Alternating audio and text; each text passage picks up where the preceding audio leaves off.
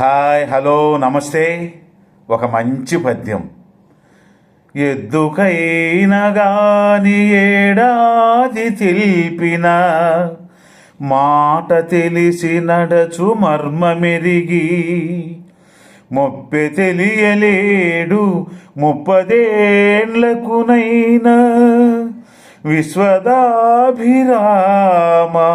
వినురవేమా.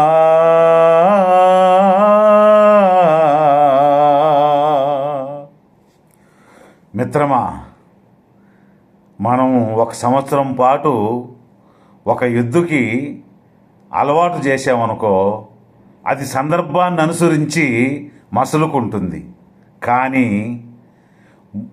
మూఢుడు ఎన్ని ఏళ్ళు 30 సంవత్సరాలు గడిచినా కూడా వాడు తెలుసుకోలేడు.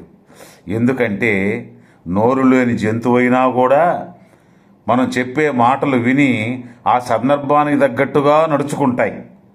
కానీ ఒక దుర్మార్గుడికి నువ్వు ఎన్ని మంచి మాటలు చెప్పినా కూడా, సరే సార్, అలాగే సార్, అట్నే నడుచుకుంటాను సార్, ఇంకెప్పటికీ చేయను సార్ తప్పు అని అంటాడే కానీ అవి 30 సంవత్సరాలైనా కూడా వాడు దాంతో విషయం తెలుసుకోలేడు. అది దుర్మార్గుడు కంటే కూడా మూగజీవి అయినటువంటి ఎద్దు ఎంతో మేలు మిత్రమా.